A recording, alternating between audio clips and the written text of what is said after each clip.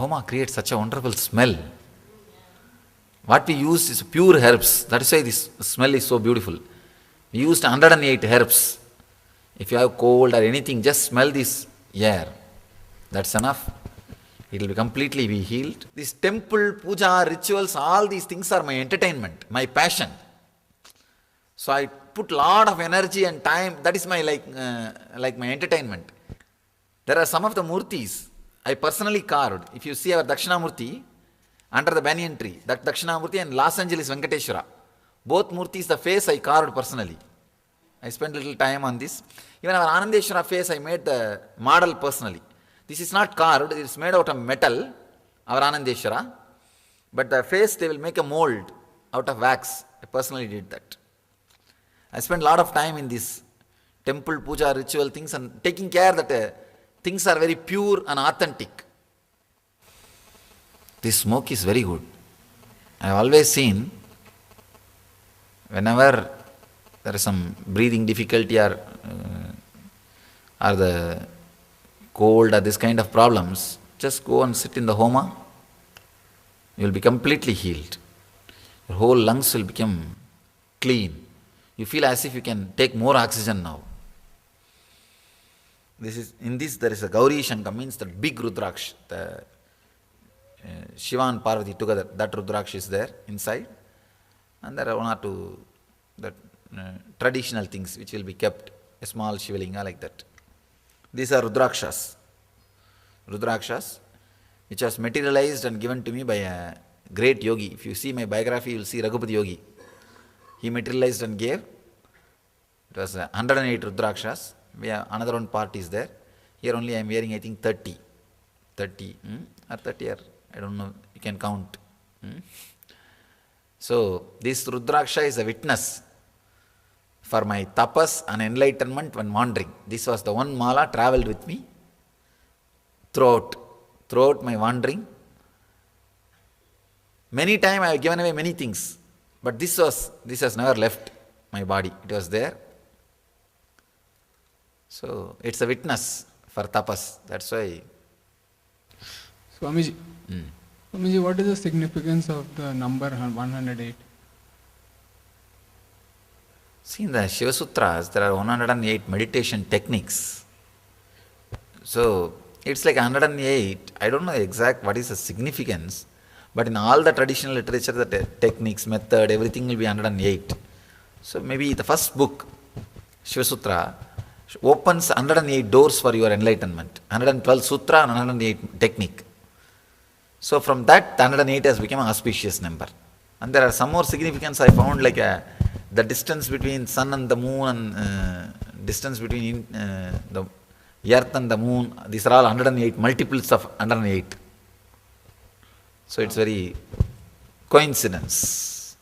I was going to say, even the Catholic religion, the rosary is 54, which is half of 108. Also, you had mentioned that you were going to dispel some of our folk beliefs of enlightenment. Some of? Folk ideas. Of enlightenment. Whenever I am talking, I will talk.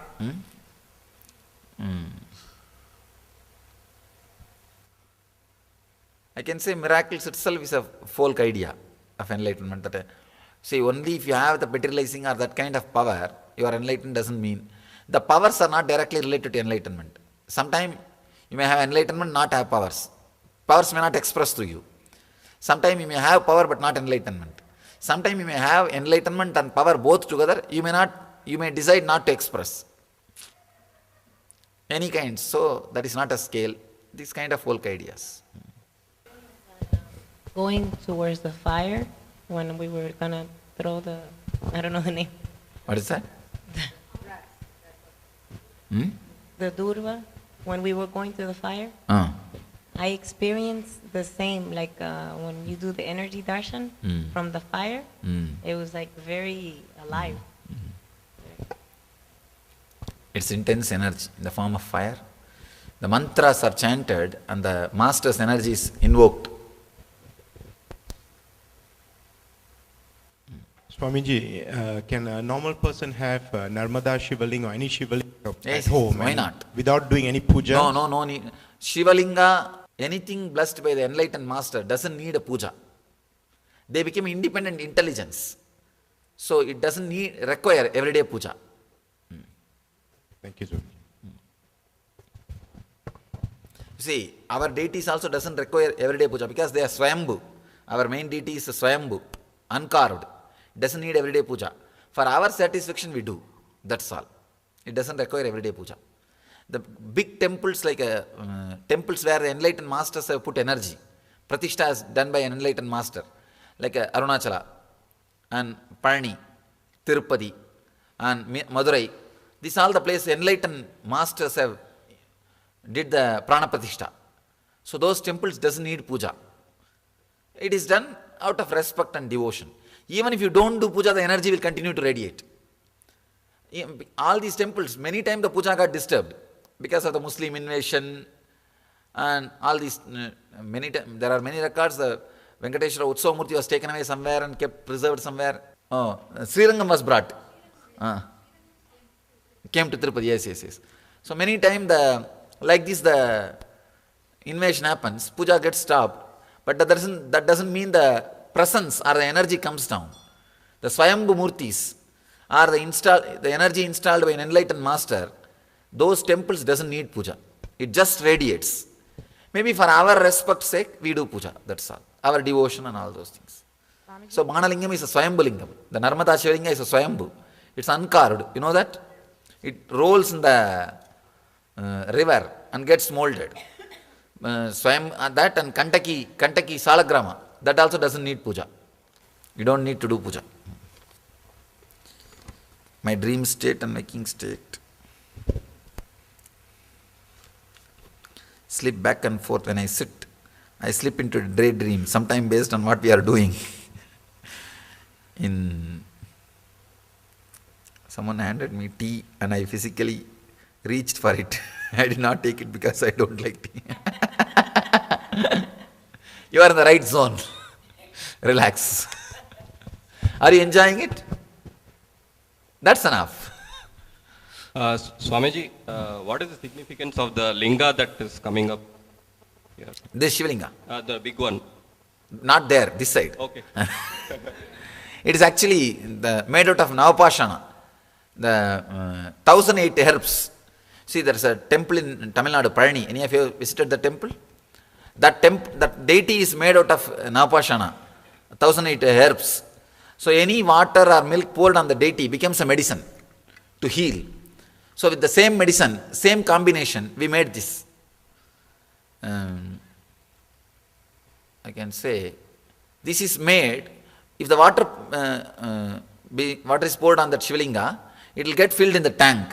If people take bath, the skin diseases will be healed. This is made specially for taking bath.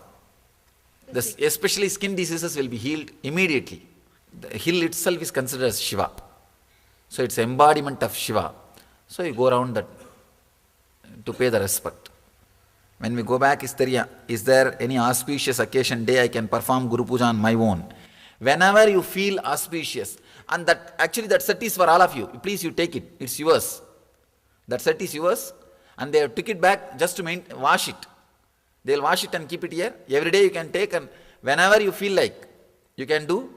Not only here, you can take it back. Whenever you feel like, do it. But don't do when you don't feel. Don't make it ritual. Don't make it ritual. Whenever you feel that you are really feeling like doing it, do it. Actually, it can be done as a technique. When you sit and do, in the end you will feel that you are in a different space, but don't do as a ritual. Not only Mayan calendar year, Right. even in Bhagavatam. Bhagavatam's description, 2012 is marked. Even Agastya's Nadi, 2012 is pointed. Right. Everything points 2012. Okay. And the They are all working. Right. And the significance is, will there be any form of calamities? Or? No. I don't see calamity. I see suddenly a big conscious breakthrough. The many countries will be ruled by an enlightened people or people who are seekers. Right. Suddenly the race will start happening. The conscious race. And more people will start seeking. The more and more people will gather towards the more of this juice will become part of life. It will become a mainstream. See, this enlightenment, seeking, spirituality, all these things are now only, it's not mainstream, like a movie, Right. like a movie industry. This will become a mainstream. That thing. Right. Now only the religions which are talking non-violence and the traditions which are accepting many gods or all gods are going to survive. All right. Let us start. Understand now. A simple key. Unclutch from your breathing. Understand? First what we did is Annamaya Kosha, physically unclutching. Now unclutch from your breathing. When the air is going in, don't think you are inhaling or air is being filled in you, exhaling is happening. Don't remember any of that things. Just unclutch. Whatever air movement is happening, let it happen. If it does not happen, if it slows down, if it stops, if it completely stops, don't bother, don't have worry, you will never die. You are not holding the nose. Don't hold. A subtle way, the prana movement will happen because of the innate intelligence. You neither involve in inhaling or exhaling or holding. Don't involve yourself in the breathing process. Just unclutch. Whenever the intention to breathe starts in you, please understand, naturally when you unclutch, the intention to breathe will start. Whenever anything comes, just unclutch. Don't suppress. Don't hold. Don't hold forcibly, but unclutch from that intention.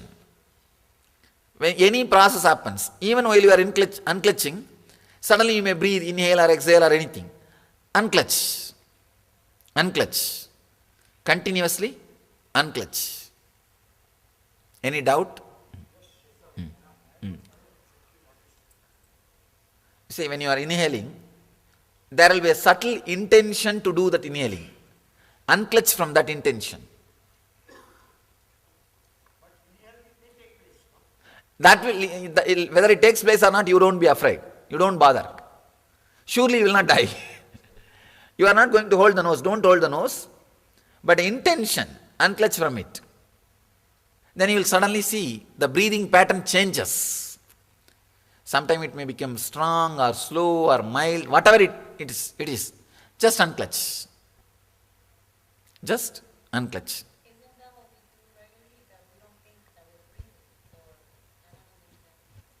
Now put your awareness on breathing and do the unclutching. See, now you are learning the unclutching in a different way. This whole 2 days you are going to only learn unclutching, nothing else. Only learning unclutching.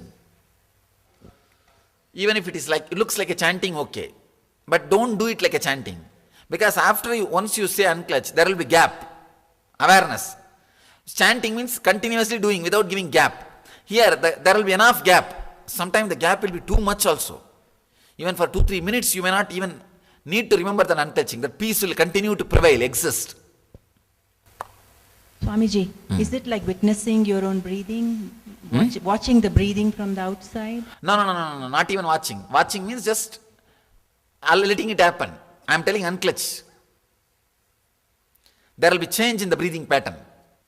Repeat whenever the intention to inhale or exhale or hold, any intention comes related to breathing, unclutch. During the session on Pranamaya Kosha, my respiratory rate showed remarkably, slowed remarkably. I became aware of my heartbeat. This is not palpitation as the heart rate was normal. This awareness of heartbeat has been there for the last 2 years. After the session, I felt my TPS has dropped and stayed low for a long time. Is this okay, Swamiji? You are right. Wonderful. So many things you will become aware. You will become aware of even blood flow.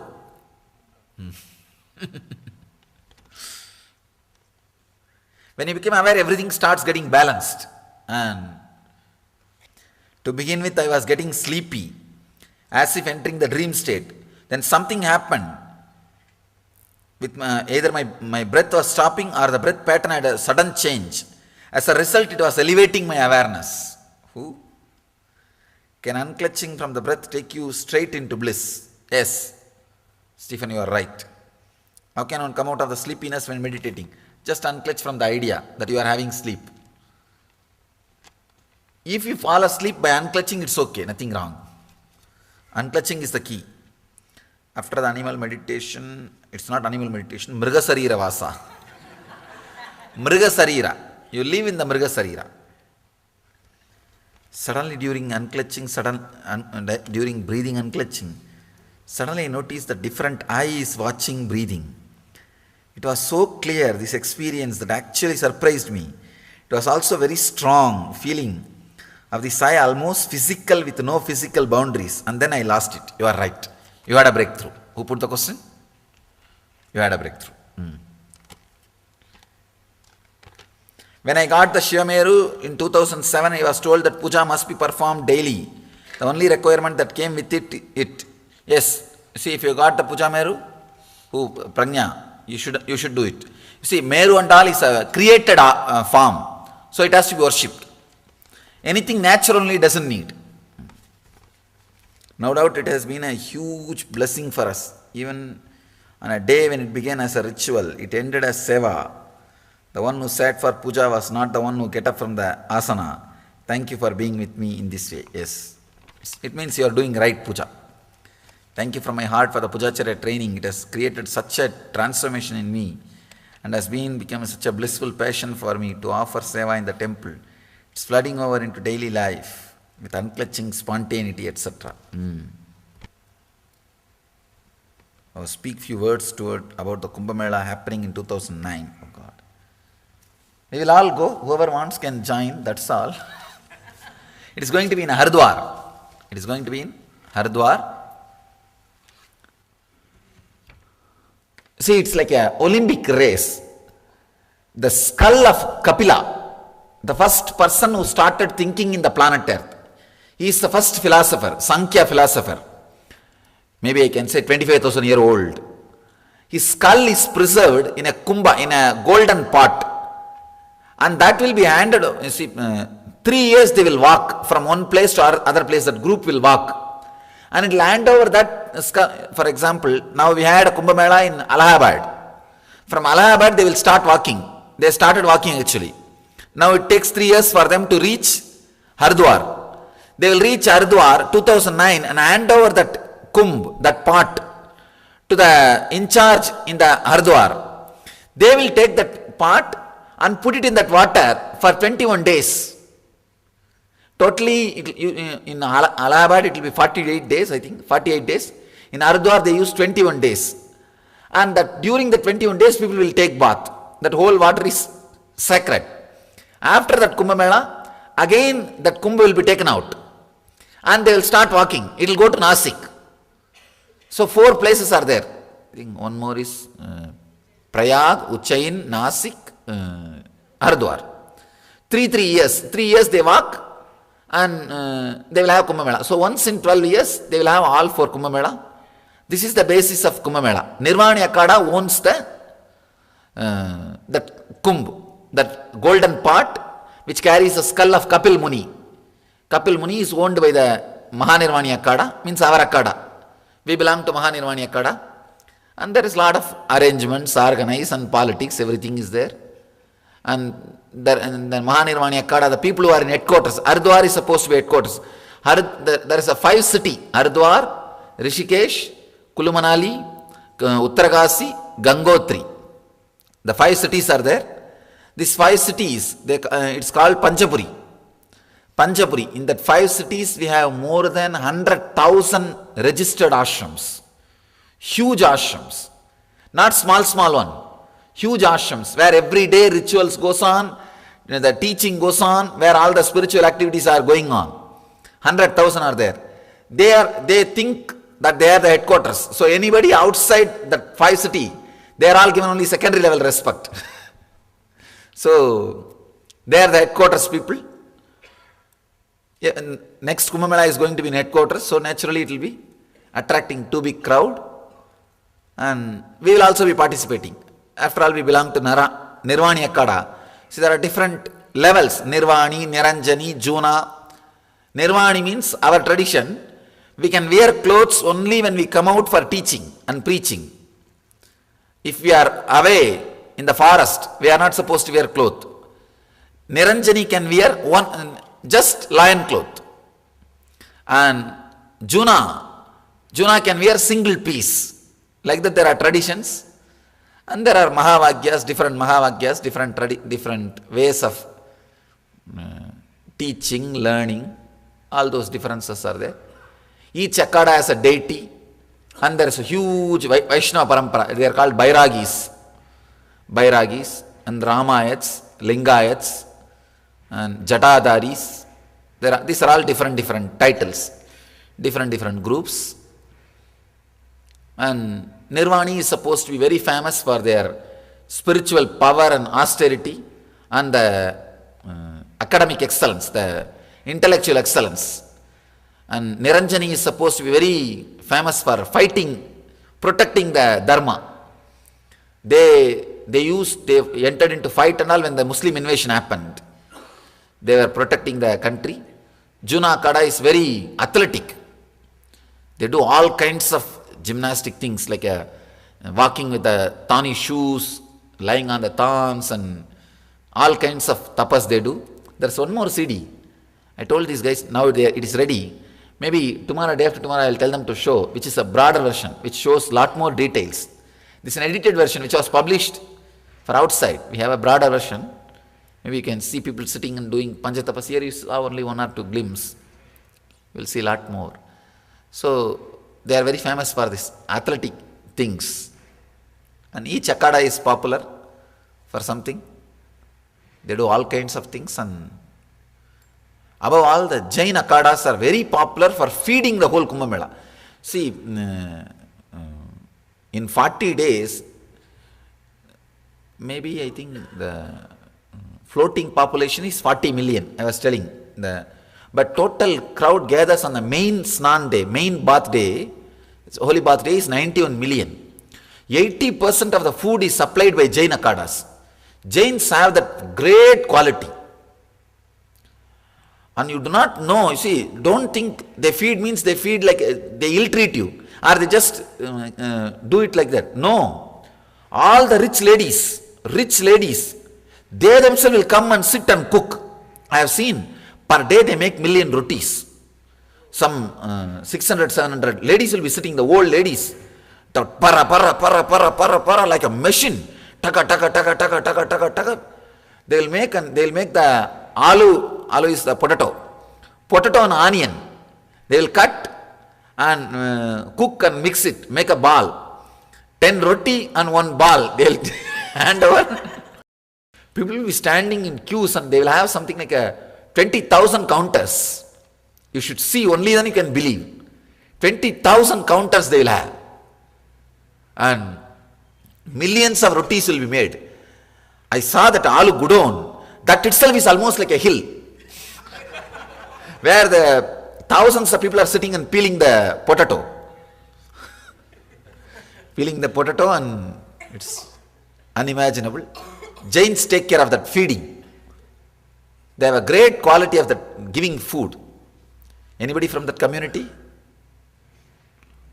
They do a real good job. In Haridwar Kumbh Mela and Allahabad Kumbh Mela or Ujjaini or Nasik or any Kumbh Mela, they do a great job. You will be surprised that 90 million people gather, no restaurant. That whole Kumbh Ghat, no restaurant. And even inside the city, all restaurants will be closed. They are not allowed to sell the food for that 48 days. Either give free or shut down. No sales. It's a tradition. See the power and strength of this tradition. This country, the whole country is dedicated for Jivan Mukti. Nothing else happens here. That's why nothing happens except Jivan Mukti.